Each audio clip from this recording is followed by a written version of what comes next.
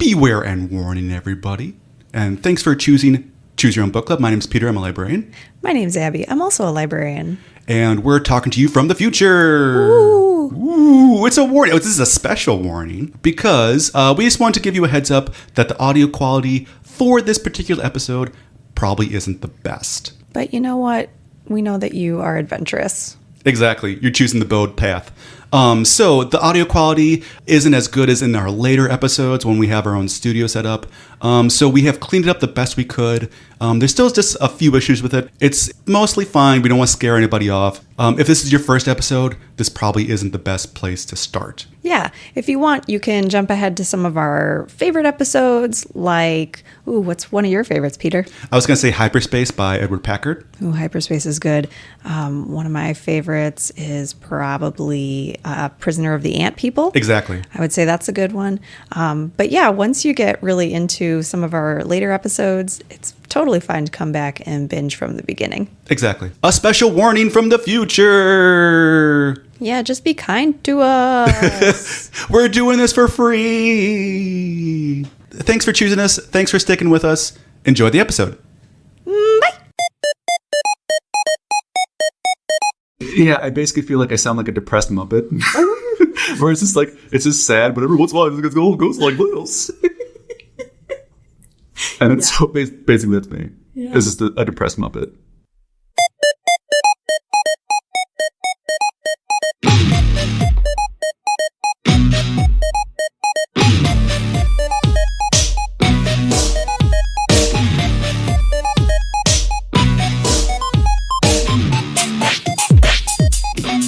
Well, welcome to a podcast, everybody. This podcast has a name. It is called Choose Your Own Book Club. Who'd have thought it? Yeah. It sure is. So my name is Peter. I'm a librarian. My name is Abby. I'm also a librarian. And in this podcast, in this bookcast. This is the worst start we've ever had. I don't know if that's true. I think we have worse starts. We just restart. My name is Peter. I'm a children's librarian. What I should do that? That's Peter as Goofy. That was my Peter Goofy voice. Okay, restart it. Okay. Because if this doesn't go well, then that's the opening. This is it. Okay. Yeah. All right. So this is the end of the podcast. Welcome to a podcast. This podcast has a name. It is called Choose Your Own Book Club. Mm-hmm. So my name is Peter. I'm a librarian. My name is Abby. I'm also a librarian. And in this podcast, we are chronicling the many adventures of the Choose Your Own Adventure series. Mm-hmm. So just as a quick reminder, I really liked these books as a kid and read a couple of them and was always very anxious about them and had multiple bookmarks to try and not die and always did die anyway. You chose poorly. Not like in real life. I chose. Right. What was your undergraduate that you chose? It was in English education. Ooh. Mm-hmm. Okay. And that's an adventure. Not certified to teach, though. It was just it was always a very worthless degree. So you put your finger in that, and you were like, "Oh no!" And then you flipped backwards. Yep.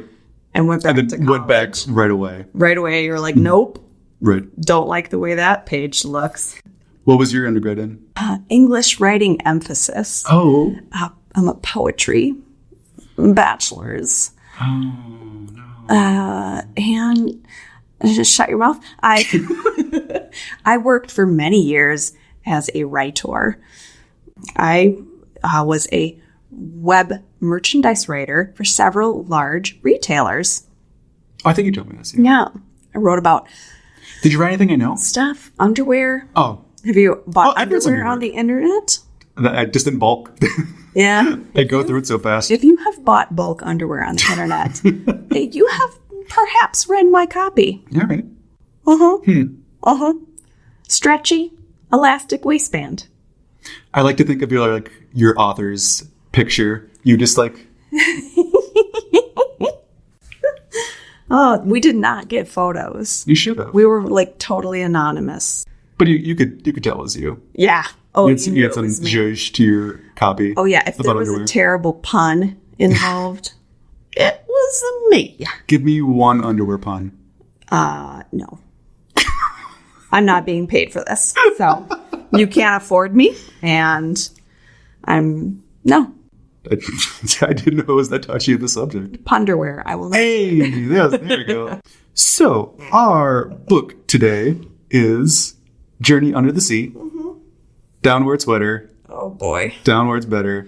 I did it. I went on the sea journey. Take it from R.A. Montgomery. Oh, boy.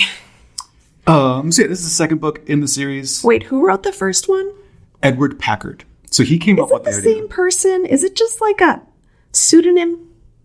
No. Are you sure? Yes, How definitely. sure are you? Pretty sure? Like 90% or Like 60%? 100%. Sounds like more like 70%. Okay. Did you research that No. before you told me? But I saw How can you be sure? I saw pictures of the guy and he looks just kind of they look different. Does one of them have a mustache and the other one doesn't or something? They've never been in the same room at the same time. It's a fact. Okay, it's a Mrs. Doubtfire situation Yes. then. All right. But there is a picture in the back of R.A. Montgomery, at least in our copy. Is there back to the camera? And there's That R.A. is Montgomery. so far away. There's And no he's- way you can tell. So R.A. Montgomery is skiing in this picture. You obviously can't see it, but R.A. Montgomery is skiing. That's like a And- Yeti sighting. You can't tell that that's R.A. Montgomery. Well, here's the thing. Edward Packard famously hates skiing. So that's how you know. Okay, Whitney Houston. That was a reference for you and no one else. How will I know if he really loves me? Yeah, what does that have to do with... I don't know. You just said it. That's how you know. I don't know. Well, this is all getting cut, so... That's fine. No, I feel like there's some gems in here. Oh, yeah. Some uncut gems. Whitney Houston. Adam Sandler. Adam Sandler. Okay. So, yeah, this is the second book in the series. So, like I said, Edward Packard came up with the idea, and then R.A. Montgomery did a bulk of them. So it's either Edward Packard or R.A. Montgomery did most of the main series to begin with. And this is the re-release of the second one. And what's kind of odd is that if you're looking to find re-releases or just copies in general of the Choose Your Own Adventure books, you will basically only find the R.A. Montgomerys. Because for some reason, I'm not sure why, I haven't researched it, but the R.A. Montgomery ones are the only ones that have been re-released and not the Edward Packards. Is this like a Muppet Babies situation where it's never going to go to DVD because of all of the little like film clips that are in there, and Disney doesn't want to have to get the rights for all those films again, so they're not going to put them on DVD? Yes. In fact, the same people that own Muppet Babies own the Edward Packard books. I knew it. He was the voice of Kermit. I knew it. It's a conspiracy. But you know about it. Yes, I've been saying it all along. Edward Packard is Kermit the Frog. I mean, if you rearrange the letters, It says, I am Kermit there's a K. P. Frog. There's I think that's it. Oh, here's an E. Yeah. There's a... Edward Packard. There's a silent F in Packard, I'm pretty sure. I think his middle name is Fitzgerald. Do you want to talk about this book or not? Not entirely, but I guess I we know. will. I guess just like first impressions off the bat, like this book, I feel like was a little bit more cohesive. Yeah. It just wasn't as much fun. It's definitely more focused. Like R.A. Montgomery wanted me to get to a specific ending so hard. Way harder than Packard has ever wanted me to get there. But it was boring as a result. Yes. How about let's get into our segment. Everyone's talking about it. The hot new segment It's called that Choose. all ones of our listeners are talking about.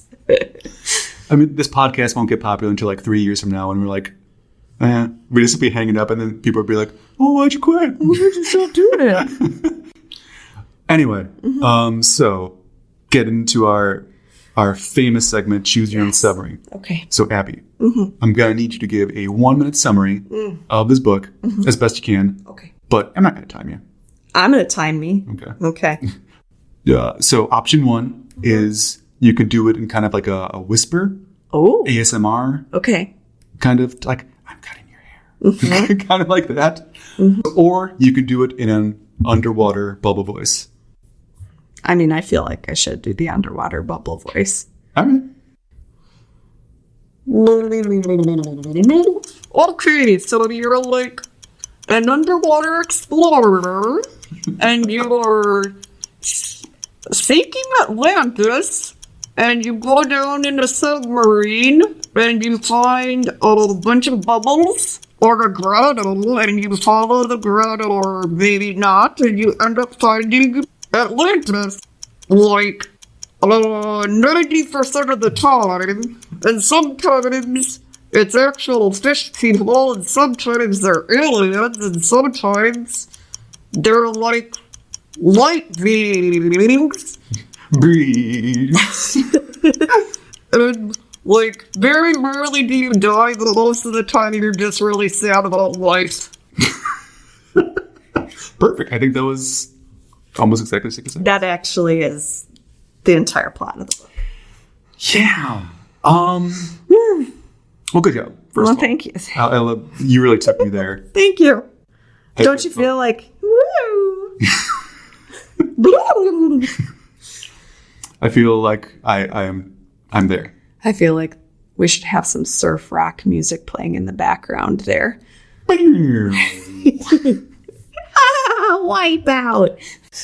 So anyway, even though I think this was like a little bit more cohesive, like I said before, it was just a little bit like R.A. Montgomery didn't know what direction to take it in. Like there was so many different like sci-fi tropes, and he wanted to kind of get them all in there, and he didn't really know, even though the adventure was more cohesive, he didn't really know where it was going. Oh, it was definitely going to one place, Atlantis. Yes. But it was like, are they going to be fish people? Are they going to be aliens?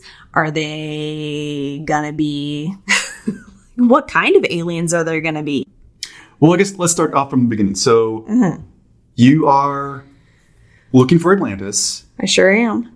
and you're still a kid, right? I can't tell. Like, that was the weird thing about the first one, right? Is we're a child. And this one, I'm like, am I a kid? I kind of feel like I'm not, because I'm operating a, like, scientific dive. An experimental ship, An experimental ship. which I think if it's experimental, you technically don't need a license, right? Oh, you know. Also, it's probably over international waters, Well, so who I mean, cares? like, I don't think you need a license to drive a ship anyway, do you? I don't That's know why what the boating so. laws are like. You're not a boat librarian. I'm not a maritime librarian. No. Are you? No. Don't you think that would be fun, though? We are in lake country, Yes. so we probably should have boats. I'd like to check out this boat, please. No, I want to deliver books with boats. Oh, you want that? Okay. No, I like that. No, I don't want to check boats out to people. Where would I put them? I want to go Why are you mad at me? because where do you think I have place for a boat? I want a boat room. But then where are you docking your boat? I would dock it on the water somewhere. Yes, I here. understand that. But so you don't have room for boats, but you have room for a boat. Right. I would just find a place to like moor my boat, and it would be like a bookmobile, but it would be a boat. Okay. Like, have you seen Shel Silverstein's houseboat? No. It's really cool. Oh, like he actually had a... Yeah. I can't get past like his creepy picture on the back of the giving tree. It's, you should look up his like folk album. Okay. Oh, yeah. Because he has a really good folk album. But he had just like the weirdest, coolest, wildest houseboat. And it was for sale a couple of years ago. And I was like, man, I want to buy it and make it into the dopest storytime room ever. But then where are you going to fit all these books? Shh. I'll have an ebook. thing. You're checking out ebooks. Sure. You don't have to. No. But you don't have to deliver ebooks. I can do what I want. It's my boat library. So you're a kid. And you are trying to find Atlantis Yes. in this experimental boat. Yeah, and that's the nice thing about this one is that you actually know the mission right away. Exactly. And so you're not like, oh, I'm in a cave of time. And baby space. There's a point in here where you do get to travel through time and He space. specifically says time and space. Yes. Yes. And I was like, yes, time and space. Amazing. Montgomery knows what he's doing. Yeah. None of this. Time. And then you're moving around. No, none of that. This guy is not playing. What was I talking about? I got so hung up on the time and space. Again. As always. So there's a clear directive. Yeah. You are looking for Atlantis. Yeah. And you go down into the water right away. Yes. And you're like, this is what I'm doing. I'm going down. And then you find, like, right away, you're like, okay, here's a ledge. I can go down towards these further down, or I can explore the ledge. But basically, First choice, it's basically. right. But basically, it's kind of impossible not to run into Atlantis. Oh, yeah. Every time you kind of are like, oh, now I'm exploring the ledge. No matter what solution you do. I mean, sometimes you die and stuff, or sometimes whatever. Almost every time it reroutes you back to getting towards Atlantis. I guess you wouldn't necessarily get from the title Journey Under the Sea. You think it'd be more of like a sea adventure, Right. but no. it's all Atlantis. I guess if it was so Atlantis focused, I wish they wouldn't have just like made it just easier just to get to right away, because you're going to end up there no matter what. But you kind of have to like. There's a part where you have to like evade like a big octopus. Yeah. And the octopus never kills you. It just kind of Nope. detours you with It's it. just curious about you. You know? It's like, hey, man, what you doing? That was a good octopus voice too. Thank you. I've been practicing. Ever since I read that character, I was like, this is the voice. Just your normal voice, just a little bit more high pitched. Hey, man, how you doing? I'm an octopus. Was better than my goofy voice. What? You should have done exactly what you sound like. I don't know. what in general, or yeah, I basically feel like I sound like a depressed Muppet. Where it's just like it's just sad, but every once in a while it goes like this. And it's so basically that's me. Yeah. It's just a depressed Muppet. We were talking about this book. Yeah, no, we're still talking about the book. For sure. Atlanteans. You mostly get there. Yeah, you almost always get there. Yeah. Unless you could like give up. Yeah.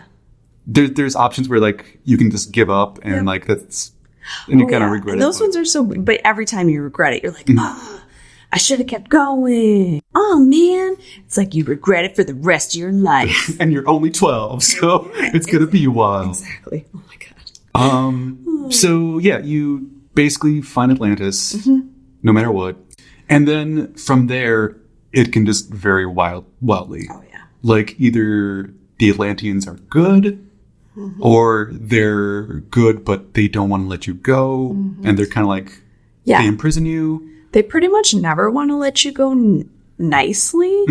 Like they're never like, hey, you've seen our place. Now go on and like be free. They're like, hey, now that you've seen Atlantis, it's like stay here and be one of us. Or you could like be converted. Yeah, or you're a prisoner for life. Sorry. Like we should have told you this before you came in here. So yeah, either they're like you have to be converted by them, or there's like an evil king you have to overthrow. That one's fun. Or there's like other aliens that aren't the Atlanteans, but they're still aliens, but they still live there.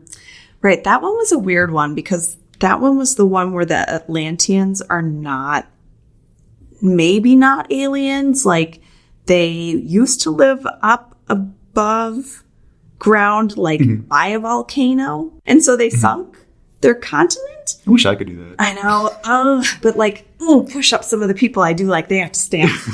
But it'd be great for your boat library. You could check out boats to people then if you live in the water. Anyway, they sunk their continent with their people just to go away from the people they don't like. But then these evil aliens came and they're called No Doors. Yes, the no-doors. And they're bad guys. But But it never says why? it doesn't say why. They just don't get along, those two societies. And they're like, you can stay with us, or you can go and live with them. Mm-hmm. And then you get to make the decision. And I'm like, what? Why would you choose to go with the no doors? You're basically just getting kicked off and like, you have to hang out with the uncool people. Like, Right. They're like, you can stay here with us, or you can go with the people who are jerks. yeah, but then who's the jerk in that situation? You know, like if the Atlanteans are supposed to be so nice, but you don't know like why the no doors are. It's more jerky to like outcast people for no reason. Well, you say, I wish to join the no doors because you're dumb. What a dumb choice. You 12-year-old. They're like, you gotta go. Good luck. And so then they are like, okay, bye. And they kick you out. And then the no doors are instantly suspicious of you. Mm-hmm. They think that you're a spy. And they look exactly like the Atlanteans, but they don't smile ever. Because they're sad. Because they're outcasts. No, they're mean. He's got a fist. And then you realize, oh, they come from a different planet and they're unhappy outcasts. The Atlanteans want nothing to do with them. You choose the wrong side. So then you're like, oh, I don't like that ending. Mm-hmm. And So anyway, well, before you do that, this book, I don't know if it's because it's a reissue or not, or whatever. oh, yeah, it gives you There's extra options. which is not, I don't remember those in the originals. Right. So there's extra options. Like if it says right at the bottom, if you don't like this ending, you turn to a different page. Yeah. And it says specifically what But page. you can't get to that page in any other way. I looked through to see, and I couldn't see any other way to get to that page. But anyway, back to your point. Okay. If you, so you can decide to join the no doors with the outcasts, and you decide you realize that you chose the wrong path, and it says the end, and it says, well, if you don't like this ending, that's okay. Turn to page 107. I mean, who would like that ending? Right. Like, who would be like, okay, that's my fate. So you'd go to 107, and then your journey continues, and you find out that some of the no doors want to escape. Yeah, because And- they're like, this life is terrible. Right. We like the Atlanteans. They're having fun over there. Right. Let's go. And you're like, yes, please. So then you escape with them, and then suddenly the door bursts open, and 3 guards armed with special weapons rush in. You are vaporized. And they have shark helmets. They do have shark helmets in the And I want to know if those shark helmets were ethically sourced. That's your concern, not that you were killed. Yeah. I just love that there was an ending, and then the book was like, "Oh, hey, do you want to switch your ending? Uh-huh. Okay, here you go, cat. Take that. That's what you get. That's life." Yeah, it's like the equivalent of like you're dangling off a cliff, right? And someone grabs your hand to help you up. Like, I got you, buddy. I'm pulling you up. And then they let go. Or just push you further down. Terrible. So yeah, that was not to get ahead, but that was definitely my favorite death. Oh, What's your favorite death? but well, I guess since we're going with just weird endings right off the bat. So like I said, the Atlanteans, they kind of have different objectives, different just kind of personalities depending on your what path you're choosing. And so a lot of times though, they definitely want to convert you into one of them. Yeah. Gobble gobble. we accept her. And so there's an option to either get gills like them, because again, sometimes they're fish people, sometimes they're creatures of light. It really varies. But in this option, they're kind of fish people, and you can either have the option to get gills like them or not get gills. Yeah, this is my favorite. And then if you don't get gills, you end up in a sea zoo. Yeah. In an undersea zoo. Now, this is great, too, because it says you end up, like, you wake up and it says you're underwater. And I thought it, like, I was reading fast and I thought it said you woke up in your underwear. And I was like, Yikes! I am a child. That is creepy. But no, you wake up in an underwater sea zoo, and your only companion Is a sad horse. is like a sad horse who looks at you like knowingly. That's my favorite part. This somber horse just looks at you with like sadness. So the quote is, your closest neighbor is a horse who looks at you with sorrow and understanding. Yeah, So exactly. it's like this horse is looking at you with sad eyes going, It's like a Mr. Ed situation, but it's you talking to yourself instead of the horse talking to you. Oh, no. What would you name your horse companion in the underwater zoo? Seabiscuit. Oh my God. That's perfect. What else to talk about? Because there's... My favorite part is when you've become a time traveler. Yes, so I got to that part through different ways, too, which is very unlike the other one, where it just seems like... This part where you're like in the guts of the earth and you're like in a neutron? Right. Well, here's the thing. Like I said, so there's multiple ways to get to that part. You could either like go in your little submarine and kind of dive down into like a big like crevasse, Yes. So many crevasses. or like you could be assigned a job from an Atlantean. Yes. True. And kind of, so either way kind of spits you out to this direction. And that happened multiple times in this book. And that was kind of... Yeah. So you're right. Like multiple times you either like time travel with the Atlanteans or you go down into the guts of the sea and you become this like light being creature, but like a couple different paths. You become a light being and the Atlanteans are not bodied creatures, but they're aliens who are made out of light. Right. It's so then why weird. Well, then why do they need their bodies, and why do they care that you have to have gills? I don't know, but clearly R.A. Montgomery wrote this after watching that like Space Odyssey movie and was like, dude, I've got the dopest idea. What are you doing, Dave? I know. Like, we're going to go and be a big space baby. Oh, I hated it because it was like, oh, suddenly you're glowing energy and you feel a sense of freedom and happiness that you've never known. No walls can stop you. You feel that this is the way you want to be. And I'm like, what? You're like 10. But that's the thing too. Like when you read it like that, it's good for your character. But here's the thing: like if you do it a different way, like you don't want to become a being of light. True. So it's odd. Yeah, sometimes you're caught in the elastic membrane, and I don't know. I just want to see adventure. I just want Right. to. You want to be free and return to the world you've known. You lose consciousness and wake up several hours later. You dream the whole thing. It's like, it's so dumb. I'm sorry. It's so dumb. This one, that path felt like, There's too much. whoa. Right. Just like pick a focus and go with it. Right. If they were going to be aliens, cool. If they're going to be fish people, gotcha. But they're like light beings in the guts of the world. That I'm not. That one, you lost me. Well, there's also this part about like there's an evil king Oh, yeah. ruling the Atlanteans, Forgot which you can about try to overthrow.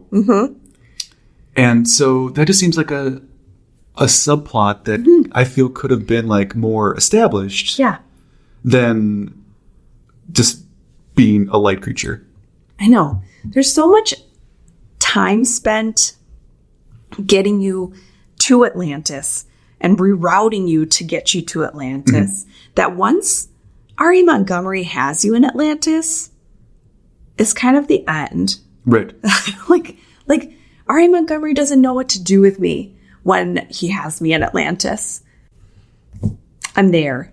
And it's like, what do you want? What do you want to do? He's like, I don't know. You figure it out. I don't know. I got you here. I got you here. You figure it out. You want to be a musician? All right, you're a musician. But you could be the greatest musician ever. Yeah, whatever. You're the greatest musician ever. You want to overthrow the king? Okay, fine. You did it. And that's it. So you can decide to overthrow the king, or you can like become the king's advisor. Yeah. And if you become the king's advisor, it just works out. It's so weird that like... I know, but either way, like, that's it. That's the end of your story. Right. Like, that's what's so dumb. It's not I don't think there's an option to like visit Atlantis and like hang around with them and then go back up. Well, unless you what's the opposite of submerging? Demerging. Emerging? No, demerging. You can win the battle against the sea by unsubmerging Atlantis. Well, that's the thing. That's another thing I was confused about because... Yeah. Did you get to this ending? I just saw it. Oh, okay. I was like, how did you get here? Because I got to this ending. Tell me So, Tell me why. Ain't nothing but a heartache. Well, anyway, so you can... I'm singing it in my head. Go on. You can unsubmerge Atlantis. We got to come up with a better word for it. Demerge. You can demerge Atlantis because I don't remember if it's either the storyline with the king or it's the storyline with the Nodors. But you realize that there's this underwater volcano and it's about to erupt. And so there's a way to either like warn everybody, or you can kind of like push the go baby go button and you launch Atlantis into... You can launch Atlantis back to the surface. So that's the way you can demerge Atlantis. But the thing is, wouldn't that volcano erupt no matter what you did? Because like the volcano erupting is a fixed event in time.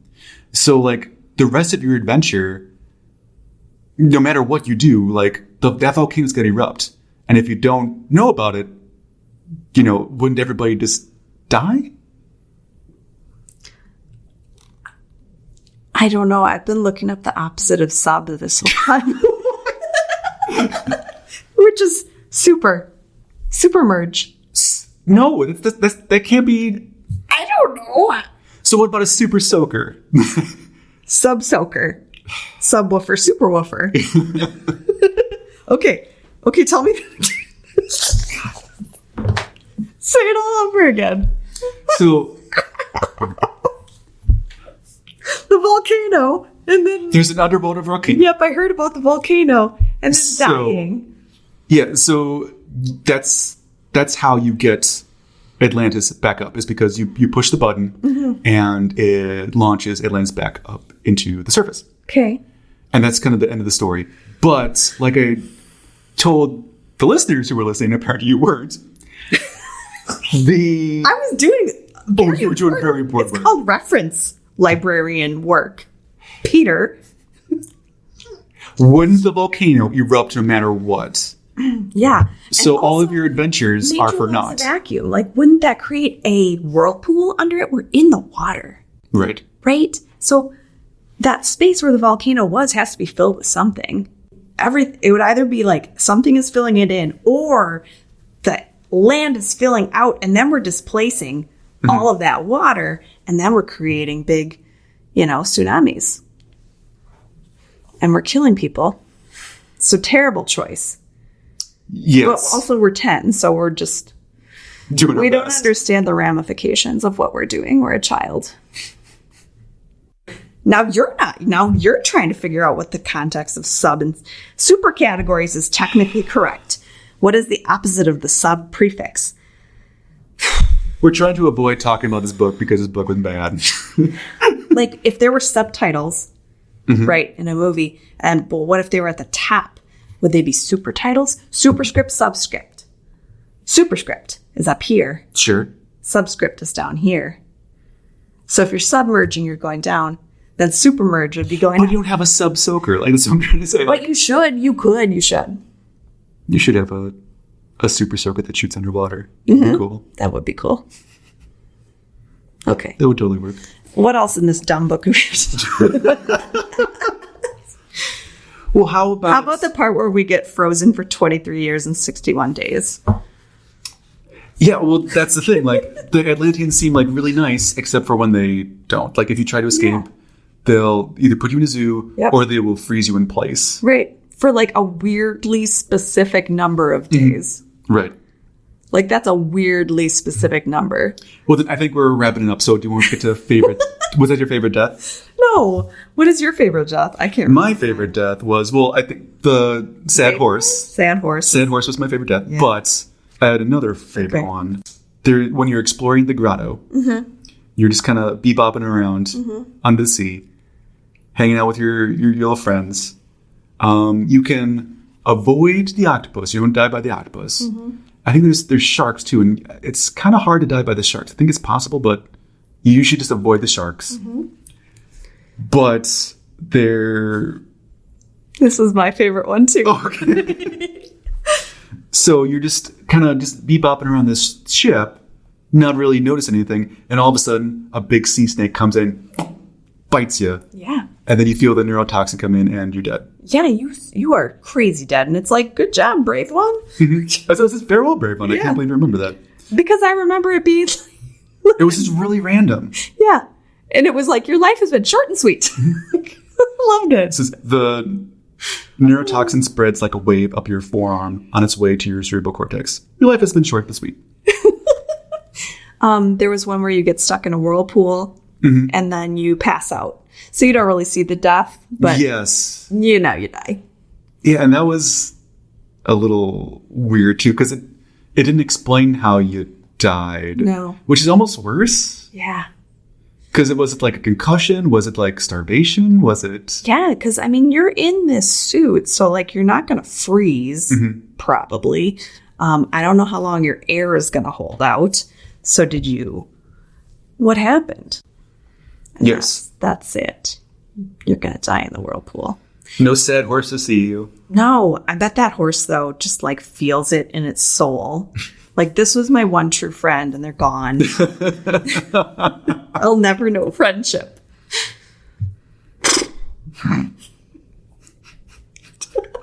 Well, that was Journey Under the Sea. I mean, this is a little bit of a stinker, but... But we went there. We went there. We saw the seas. We see the saws. We came, we saw, we swam away. But I do remember that the R.E. Montgomerys get better. This one was a little bit of a stinker, but they get better. First effort, though. Yes. I think there's some good ones coming up. So, that was Journey Under the Sea. The next one, can't wait for this one. This one is By Balloon to the Sahara. Do you remember this one? I do. Because you think it's just going to be like a kind of a weird kind of desert adventure. It is not. It gets bonkers so fast. And this is one of my favorite ones that I remember from our previous YouTube show. So that will be the next book if you want to read along with us. If you can read along with us, because this book's a little hard to find, but we're librarians. We'll be able to find it. We believe in you. You can find it too. Ask a librarian if you can't. They will help you locate it. That's what librarians are for. And checking out boats to you. Yeah, no. We don't check out the boats. We're on the boats. But back to the boat librarian thing. If you are an adult librarian, right, you're not on an adult. Like, you're not like riding around an adult. So if you're a boat librarian, how do you know that? You're not. I mean, if someone would give me a piggyback ride, I would totally be down. I feel like liability-wise, I have weak library muscles, so I can't do that. Well, and you're a children's librarian. I feel like you can't, like, hop on a child and ride them down a hill like a skateboard.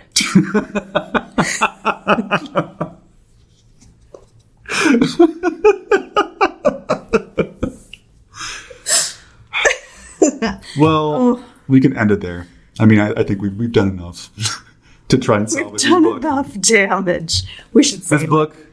Our goodbye. Do we have a sign-off? We should make a sign-off. We should have a good sign-off. Oh, well, we have a sign off. We don't have a good sign off. No, we should manufacture a good. Well, they always said that when it ends, they say the end. So I thought we could say the end. Oh, okay. I mean, is that good? It's not good, but it's a sign off. Sure. Well, thanks for listening today, everybody. Oh, is my Muppet voice? Is that what you're laughing about? Yes. Yuck.